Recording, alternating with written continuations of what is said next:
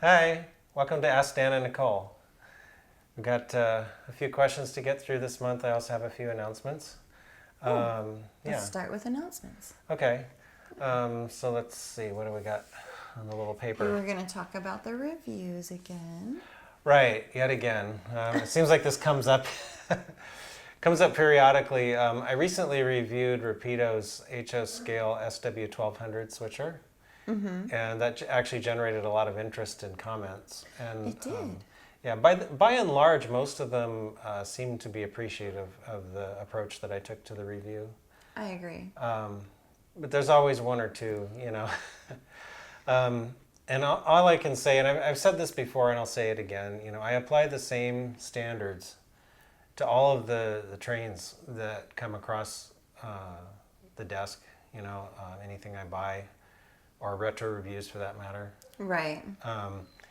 They're all, you know, I evaluate everything the same way to make it as uniform and, you know, consistent and fair as possible. Exactly. Because, Yeah. you know, you can't just be like, this is great, and that's the review. This is great, and Yeah. that's the review. That's not a review. No, but and I was just going to say that, you know, if all I did was tell you how great something was, it's not really a review at that point. It's basically an advertisement. Right. You know, and Right. I'm not getting paid to make ads for companies, so No. you know, I'm not going to do that. I really think somebody in the hobby has to provide an unbiased, honest opinion. You know, it used to be the magazines. I can remember like reading Model Railroader back in the 70s and the 80s, and they would actually tell you when something was not right with something. But now it's kind of rare. A lot of the magazines, I don't know if they're afraid of losing their advertisers or what, but they seem to be hesitant to say anything negative about a model.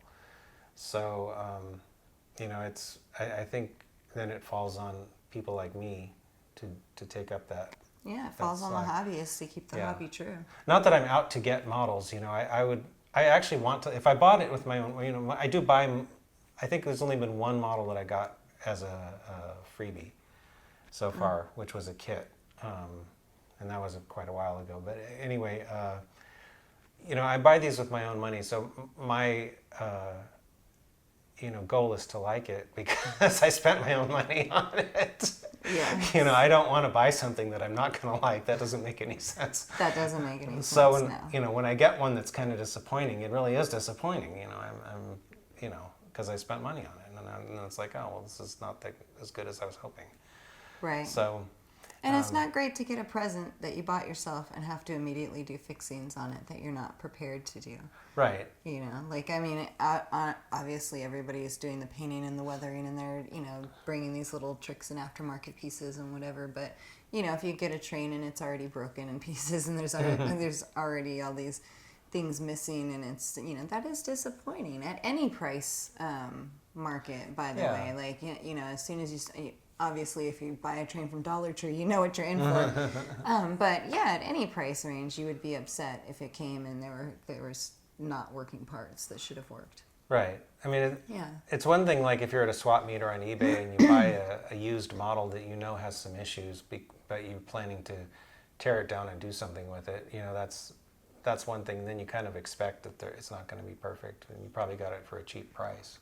Right. You know, but when you're paying, you know, hundreds of dollars for something that is being touted as being the, you know, greatest, latest thing, and, you know, it ends up having some pretty major flaws that you wonder how could they have done that if they just looked at a photograph of the thing. They would have seen that wasn't right.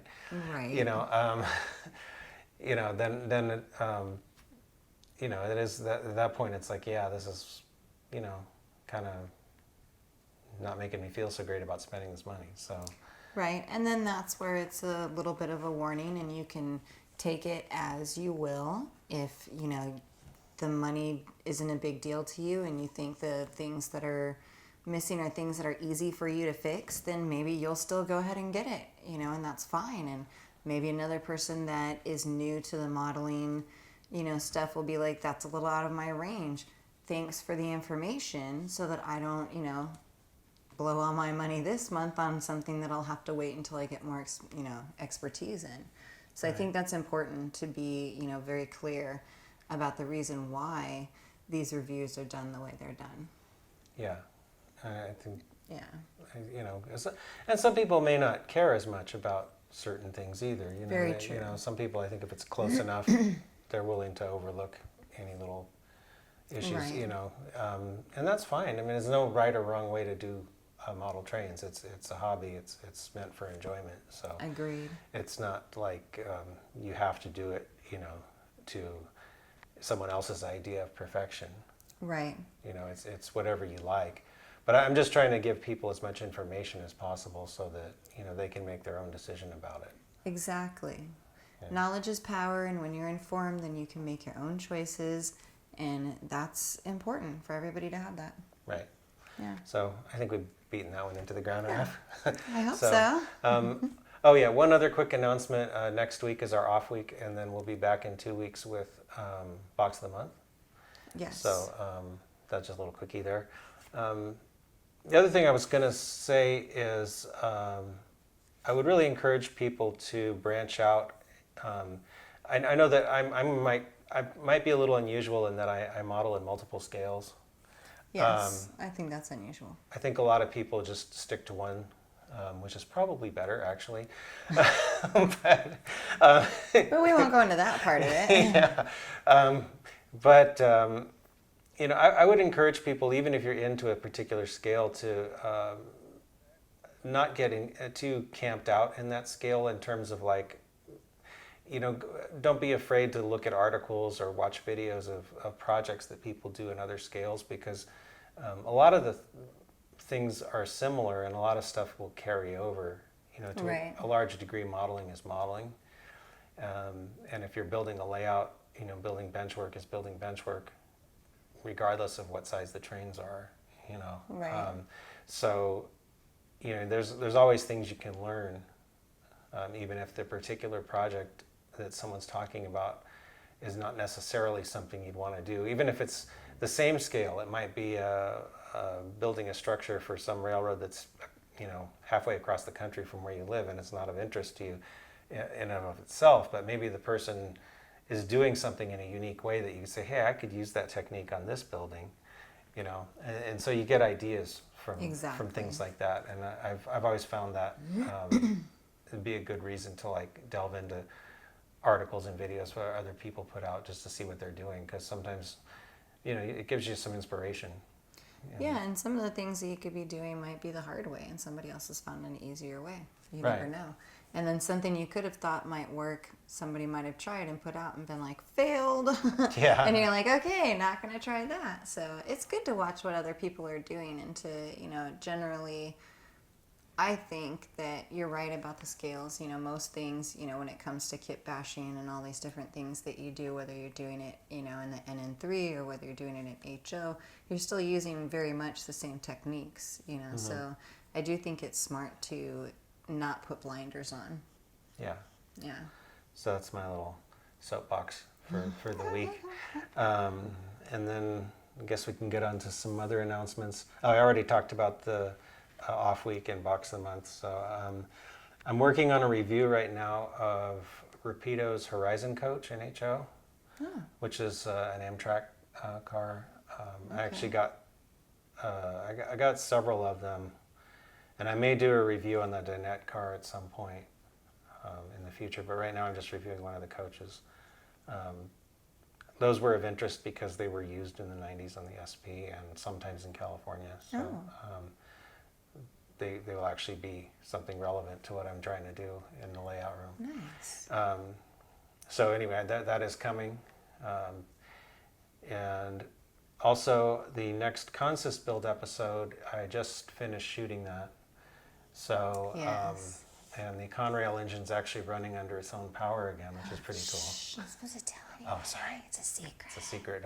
It's a little, sorry, spoiler alert. Spoiler alert!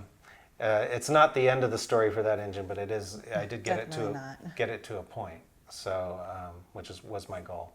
Yes. So, also there will be more NN3 layout build episodes coming. Also, with regard to that, I had decided that the layout's called the Siren Creek layout, and I think that's also going to be the name of the narrow gauge railroad. But I wanted to make the standard gauge railroad different, and I was trying to think of something, and I keep going back to my old fictitious North Coast Railroad that I came up with 30 years ago. And it just kind of works, because it's a coastal themed layout. It's going to have a little harbor, and so I might just go ahead and use that.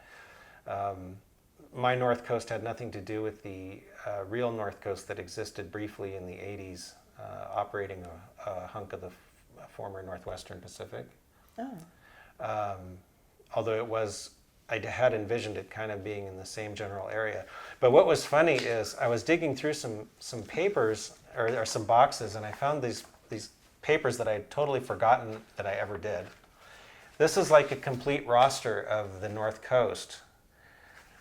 Not of engines I actually had, but this was like theoretical, this was my prototype research for my fictitious railroad. I didn't have nearly this much equipment. But I kind of envisioned it as a big railroad at that point. I'm kind of envisioning it now more of as a smaller railroad. But I did this like it was one of those motive power annuals that you can buy. It's even got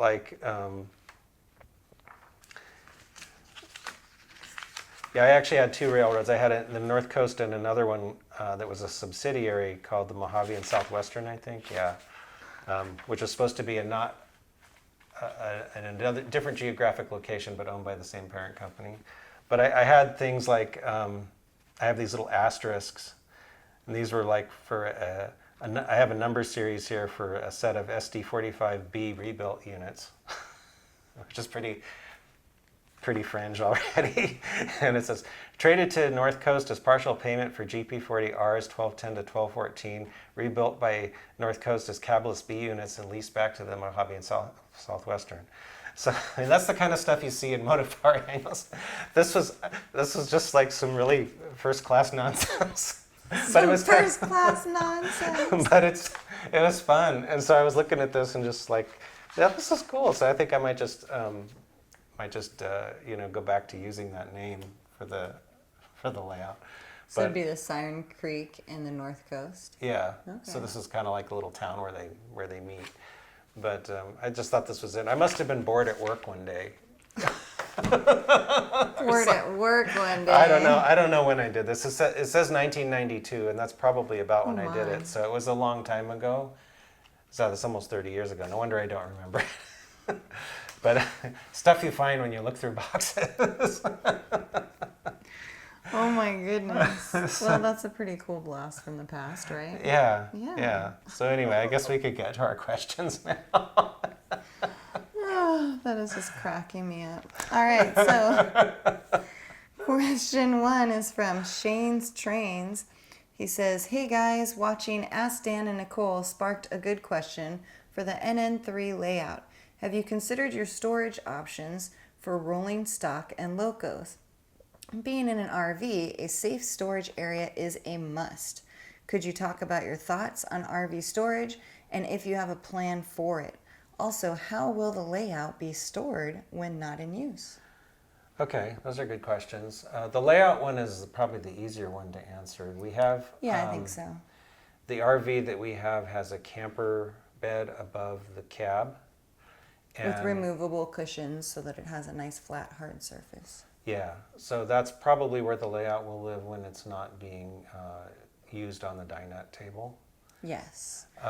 And we're going to have a box that goes over it because we have cats and we don't want them on it playing around. So it'll be encased in some kind of box so that the layout is basically the bottom of the box and then it goes over. So we'll get to that too. Yeah, I still have to figure out exactly how I'm going to do the box part. Right. Because that was something I didn't quite plan for. Probably should have, but I didn't. The layout is still open right now, but there's really nothing on it at this point that the cats could hurt. Right. They do like to lay on it though. They do. I think they think I'm building them a fancy cat bed. So I think they think that too, and they're going to be sorely mistaken and disappointed when it goes out into the RV and they're like, what the heck happened? Yeah. So anyway, the storage is a good question. Now, a lot of N-scale comes with little jewel cases, which actually are pretty good because they're hard like these. You know, this is actually pretty good protection for a lot of models. So I'm envisioning like a lot of the freight cars and maybe some of the locomotives can live in their boxes and maybe put them in some other box that would contain them all. And, yeah, I was thinking that inside of the dining area, it has those 2 drawers inside of the little like seats. Remember, they pull out really far, and maybe we could just use one of those drawers to keep all of the stuff for the layout in, and then use the other drawer for like the stuff that would go on the dine-out table and that kind of stuff, napkins and other kind of storage. But yeah, I was thinking that drawer that's right behind the driver's side, that drawer could be where all of that stuff goes. Okay. Yeah. That might work. Now, I probably will have to come up with something a little more custom for like the little NN3 engine that I'm building, which, by the way, there will be more episodes of that too. I just been kind of bouncing around between all these different things I'm trying to do right now. So, but yeah, because the layout needs to have at least one locomotive. Otherwise, it's not going to be very interesting to run the narrow gauge. I just push the cars around or something. I could make the sound for you. Yeah, that's a cheap locomotive. Hey! No, I'm just pushing with my finger. But that'll probably end up being maybe some kind of little foam box. I know in AHO scale I have some really nice foam boxes.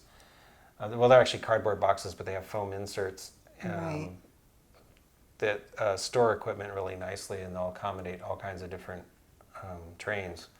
And I use those for a lot of my custom HO scale diesels because a lot of them don't fit back in the original boxes. Once you custom them. Right, excuse me. Yeah. So anyway, I might try to see if they have something like that for N scale, or I'll have to figure out something because that little train's obviously not going to have a box because it's totally customized. Right. And I'll have to come up with something for that one. Yeah. But I think most of the N scale could probably go in its original boxes, and I don't think it'll be too bad because this is a small layout and it's not going to need to have like a ton of cars. The trains on this thing are going to have to be fairly short, and there's not going to be, I'm not going to bring hundreds of freight cars with us. Probably, just to. She's. I'm not falling for this, you guys. He gets one drawer, you guys, one drawer. When he fills it up, then that's it. That's it. There's nothing else will fit in there. He'll have to swap stuff out from the N scale at the house and the N scale. One drawer. I'm not falling for this. I'm not bringing hundreds. It's fine. They're this big. I bet he could fit 100 in that drawer. I'm giving him a huge drawer, you guys. It's like really big. I'm not like, a monster. I'm not like, here's your little drawer. It's like this big and it's this deep. He's going to fit a lot of stuff in there, you guys. No joke. Okay. Well, anyway. I'll just bring 4 cars. Yeah, right. You are so cute. That's never happening. You can bring 4 cars in your sleep. If you're awake, it's like, and I thought that this one would look good with it and this, and how did this other 40 come? Oh, well, I was just thinking, trains.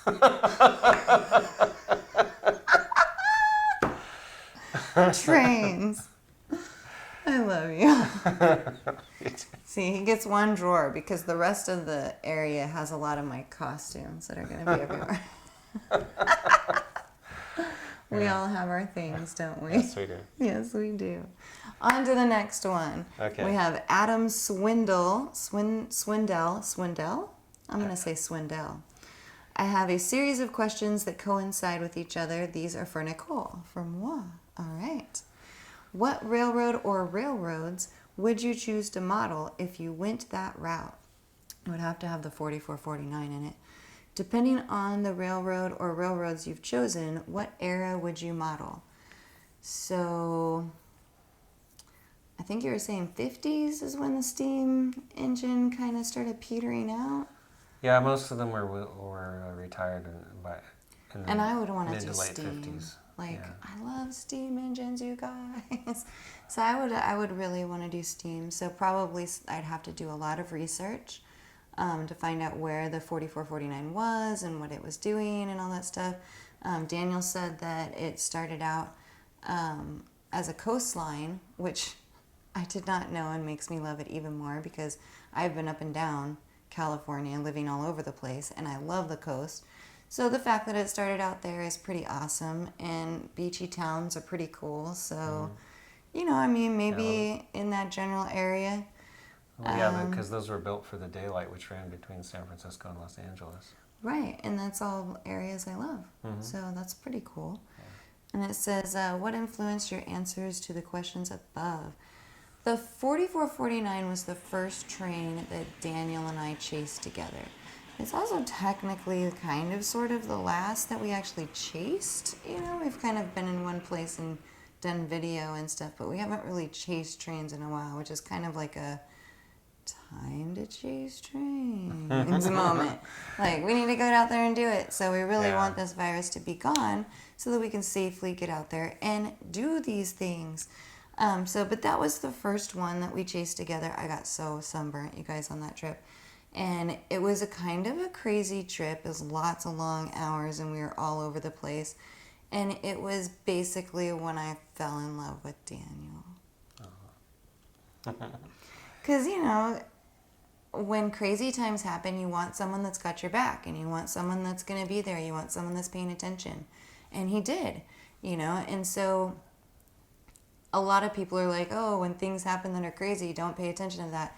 Daniel and I were going out for a little bit already. So when that happened and all these crazy things happened, and I was like, here's this great guy. We're in this crazy place. I'm sunburnt to no, like, I was so red, you guys. You couldn't look at me like the sun. I was so red. It was ridiculous.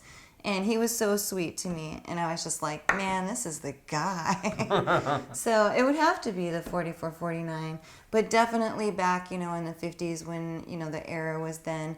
And can I get away with suit people and all that stuff? Like how, maybe. you know, like... I think that was more 40s, but that would work. Okay, well, maybe we'll go back to the 40s. So I could get some little suit people in there. Yeah. Have a little fun, get a little swing contest. I'm silly, you guys. You'll figure it out. It's fine. That was a great question from a United States Air Force. Thank you for your service. And we will move on to our next one. Okay. Which is from Dawson's Railfan Adventures. Dan, I'm getting into N-scale. I was given all new truck and freight cars. Any good idea for a beginner N-scale local? Oh, he was given a bunch of new... Well, just put me on that friend list. That's so awesome. I can't wait to see what he builds. Yeah. So he didn't really say if he had a preference for steam or diesel. Oh, that is true. I would say for diesel, diesel is probably a little easier. They don't have as many moving parts, and they, not that they're... Steam is worth the work. Yeah. But like this is a Kato diesel. Probably anything by Kato or Atlas, you can't really go wrong. Most of the ones that have been put out in the last, 12, 15 years are DCC ready. So if you want to go DCC at some point, you can do that pretty easily. Cool. And they run really nice. And there's some others, that also make nice models, but those two brands come to my mind first, just for like a really good, reliable workhorse kind of a model that would, be fun to use for a long time. Nice. Yeah. If you want steam, there's a few, I have this little Bachmann 280, which is a nice engine. Bachmann can be a little hit and miss in terms of quality, but this is actually a good one. The only drawback to this engine is it doesn't have a working front coupler, which is something I'm going to have to figure out because I want to use this one on the little layout here.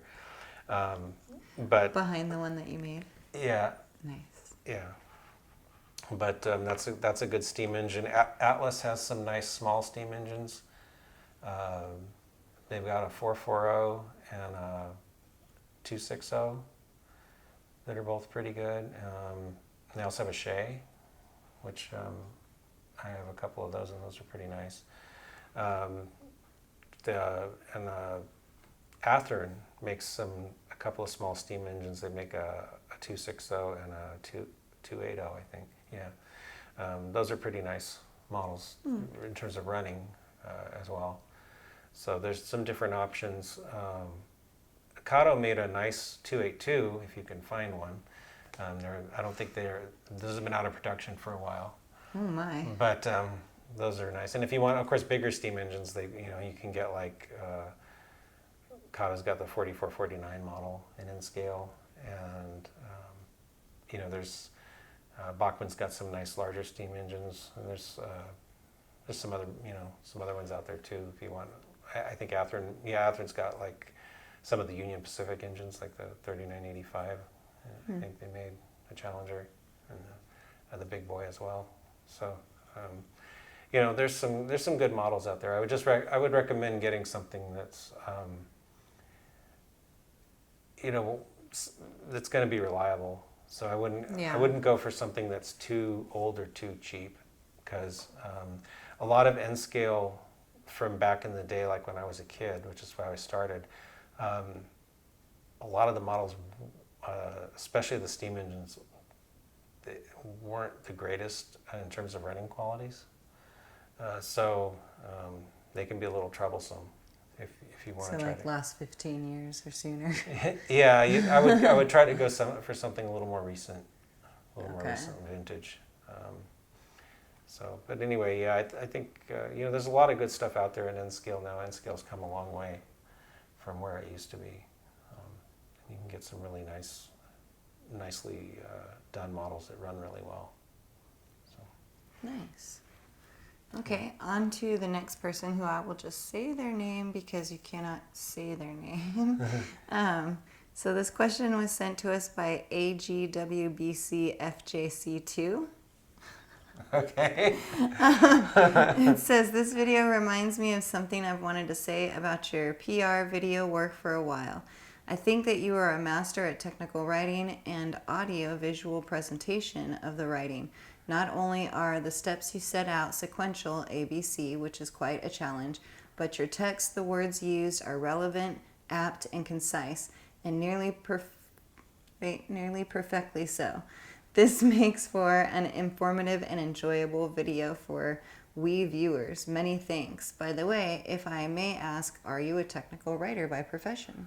Not really, no. I've never had a job where someone else was paying me to be a technical writer. Let's put it that way.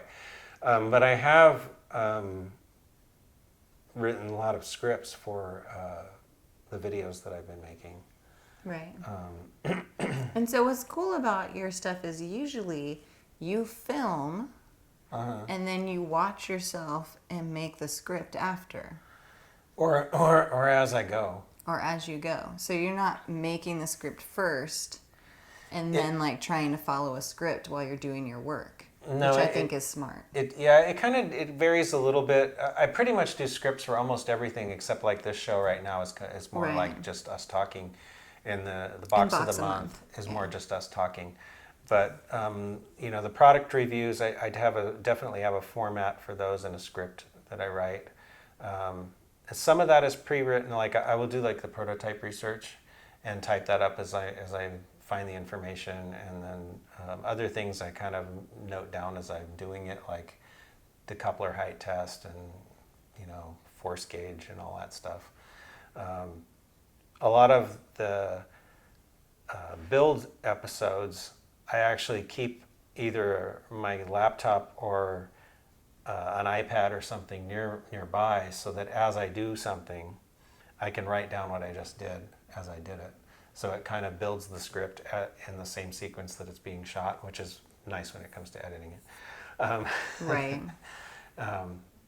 But yeah, I try to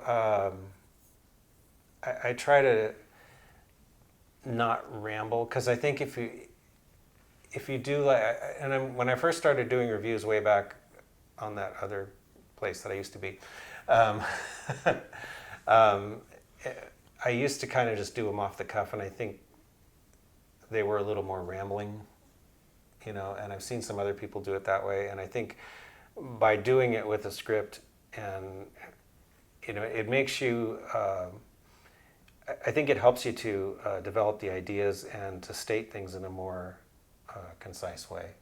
Because you have the chance to sit there and write it out, and you can read it back, and you can say, okay, I said this twice, so I could take one of those lines out, and or maybe combine something. So you can kind of edit the words and rearrange things, and Right. I think it it helps to try to make it flow a little better, which is like not what I'm doing right now.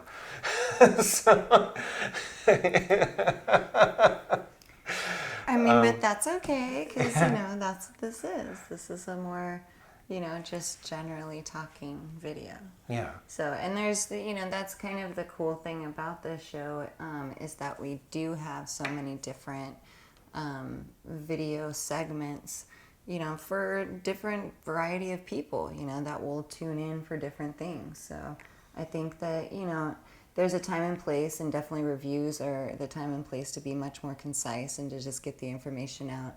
And then, right now maybe we're having a little fun and we're joking around, and that's fine. right, yeah. It depends on what it is, like Exactly. building the layout or building a locomotive or something. That's a different thing from doing a review, and that's a different thing from what we're doing now. And Right. so they all have their own. I think by now you've set up ways a good template for each one. Yeah. Yeah, and we Yeah. follow a pretty mapped out template of what works as far as time and what people have, had good feedback of and what they've liked, and it's a pretty good place to be in. Yeah. Yeah. So I think it's working out pretty well. But your watch just chimed at you. Yes.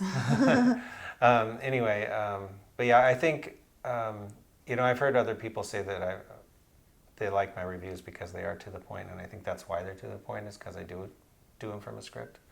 Yes. So that really actually helps. And in fact, I've had an idea, and I don't know if this would be of interest to anybody, but to actually do a video about making a video.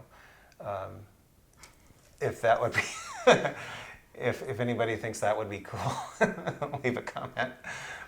Yeah, I think that there's a lot of things that lead up to what we're doing that are not covered in any of the things that you've done. So making a video could be one of them. I also think that editing is something that, could be of interest to. And, tips and tricks are a good one too. Like, for example, all of your things for each and every different segment are all on one save card, and you have it marked out. Oh, yeah. This is for box of the month, and then this save card is for this. And that way you don't have to jump around different images and stuff. It's all, right there and ready for you to pull out. Yeah, that was actually Nicole's idea, which was wonderful. Well. It's one of the best ideas ever.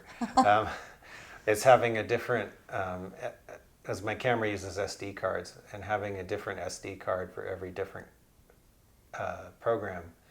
It makes it so much nicer when it comes to editing. Yes. Because it's just so much easier to find everything. And, right. So that And we that do was work awesome. ahead. Daniel works ahead on a lot of things. So if he's working ahead on the consist build, but is going to edit box of the month, you don't want to be editing through the same exact card that has the consist build that you're working in. Then you have, you can't be in two places at once, obviously, but it makes it harder on the editor to have to pick out of all of these different pictures and videos and all these different things. And I think that it's smart, because then from the start to the end, it's all right there too. So it's like, here's the first video or picture, and here's the last one here, down at the end. So I think a good tips and tricks would be good too. Yeah, so that's Yeah. maybe a possibility for the Yeah. future, doing something like Because I that. think we've done tools, and that's a pretty basic video, like Have we just done- tools. Did we? I think we talked about it, but I don't know if we actually. Oh, did you not do it? Yeah, I want to do some more. Oh my.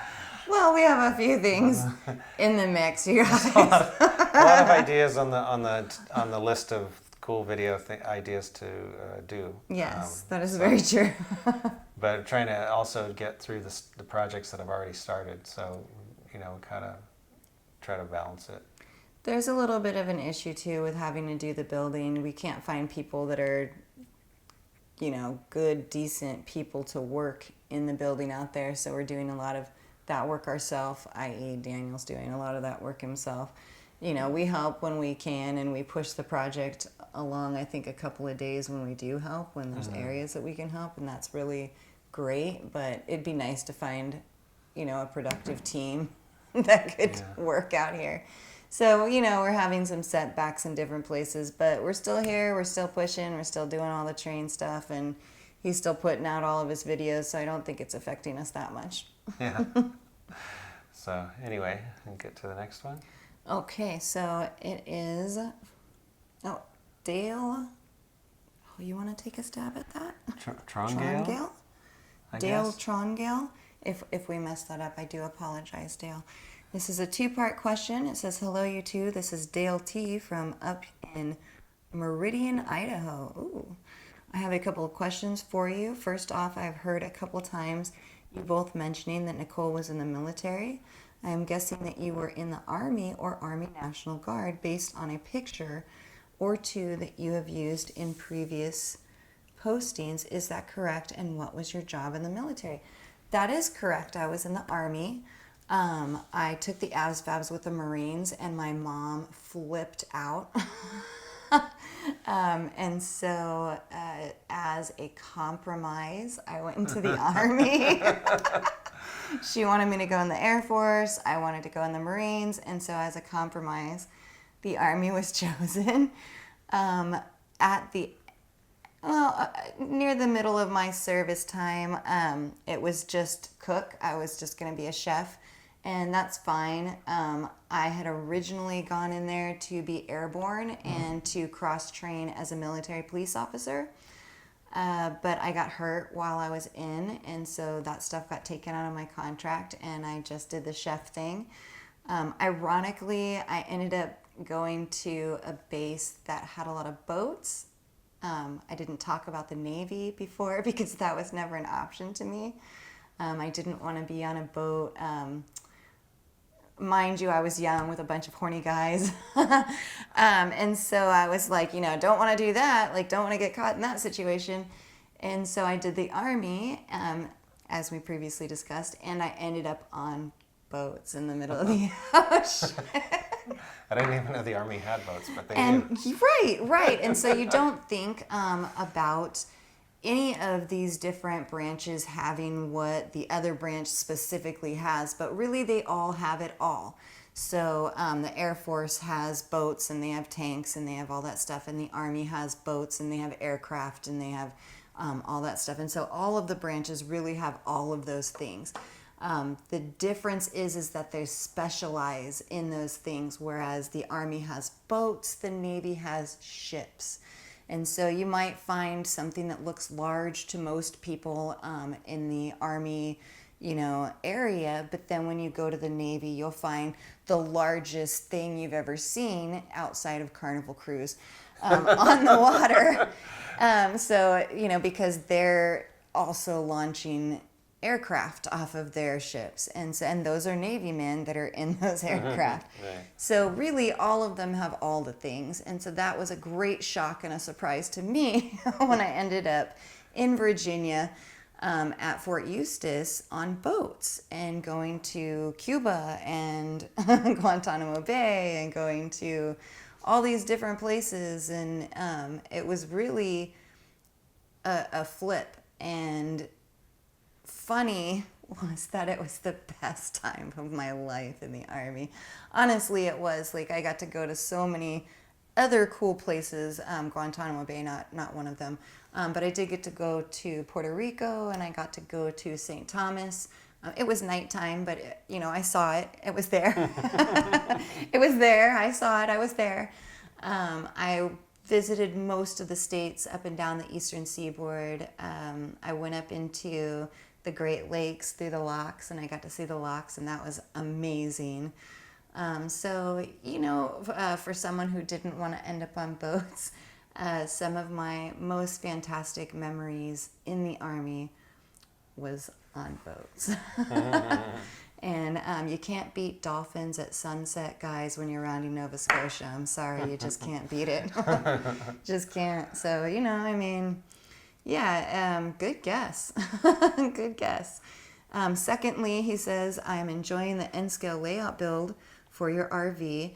I know you have lots of things on your plate, as we were just discussing, and are trying to balance things so as not to get burned out on any one thing, such as video channels, layout builds, train projects, etc., which he has something of like going in each and every one of those categories, you guys, plus some categories that are not on here. I'm just saying, there's a lot of stuff going on.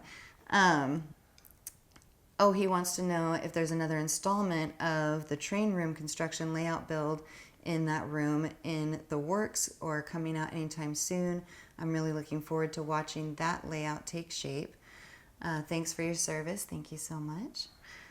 Thanks for your attention to this comment, and thank you for all the work you put into entertaining all of us rail fans out there. Oh, that's so sweet. Yeah. It's really nice. Yeah, that was really nice. You're welcome. And yes. So as far as the train room, yes, there will be more episodes of that. The whole working on the building aspect of that has been taking longer than I would have liked. Yes. When I put out that first episode, I was anticipating maybe that it would happen sooner. And it's been a slog. Yes. Actually, the game room. If I haven't, I think I've mentioned it before, but just in case. Well, our animals are getting rowdy. Anyway, the building where the train room is going to be is actually divided into basically 3 main rooms. And the train room is the center portion. It's the largest room. And then off to either side are 2 slightly smaller areas.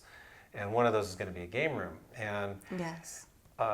There's going to be some stuff in the game room, like I think it's like a regulation size pool table, which is like 5 feet by 9 feet or something. My stepfather, John, who is like the best guy in the world, used to run a pool hall, and he used to play pool professionally. And so we have his regulation size pool table from his pool hall that he had in Grass Valley. And, it's like B&B billiards, and it was really cool. Yeah, so that'll be really fun. But it's there's some stuff like that that's taking up quite a large area in the train room right now. Yes. So the plan was to get the game room finished so that a lot of that stuff could actually be set up and would no longer need to be stored. It could actually be, in use, and then it would also consequently not be taking up space elsewhere. So, in the train room. In the train room, yeah. It would be nice if it was out of there. So and at that point, I could start actually finishing out the train room in preparation for building the layout. Yes, and then I'm a super bad girl, and I've stored some of my Halloween stuff in there too. So I need to find a different spot to store some of my Halloween stuff. Nicole puts on this huge Halloween display every year in our yard. She always... you go to the home improvement stores, and they always have like these huge decorations, and she always buys like at least 2 or 3 every year, if not more, and then a bunch of small ones too. Who has 3 storages full of Halloween stuff? This girl. So there's that too. Yeah, it's like my favorite Halloween. Like Halloween's my favorite holiday, you guys, and so this guy promised me a boo train that's supposed to go around the really cool pond that we have out there. And I'm hoping to like make it a little foggy and have like ghosts and stuff around it and have a boo train. It'd be really cool. But it's a huge maze. I do a huge maze, and it gets bigger every year because I do go out and buy more stuff. I'm like, oh my God, that would look cool in the Blood Lake, or oh my God, that would look cool in Skeleton and this and that. Oh my gosh. So, you know, it's not so much that I have so much, it's that some of them are very big. And, you know, once you put them together, you don't really want to take them back apart. So there's like dragons standing up inside of a couple of our storages. Look at the way he's looking at me, you guys. I'm saying nothing because I have a whole room full of train boxes. So this is why we do so well, because we both know that we have things and we're like, yep, yeah, that's yours, buddy, go for it. But anyway, to get back to the question, the game room is now at the point where I'm doing the taping and sanding of the drywall. So, yes. And once that's done, then we can paint and actually finish out the room and And start flooring. setting it up. And flooring, yeah. We have to do paint and flooring, and then we can start moving stuff into there. And honestly, and I know that you're like, oh, you just want it to be finished and finish it as the game room, but there's so much stuff in there. We're going to have to store some stuff in that other room for a little bit. I know, there's more than... You know, there's more than what we could set up. I think we could get some things out of there so that I could at least work on... I agree. Yeah. I agree. Have some working space. Yeah, I want you to be able to do that. I think our camera's is our running out of camera battery. getting close to... Well, we should probably end anyway. Yeah. Yeah. All right. Well, I guess my camera's telling me we gotta quit. So we have a blinking red light behind there, like, cut, it's time. okay. So I guess that'll be all for this time. Thanks for watching. Thanks for watching, guys.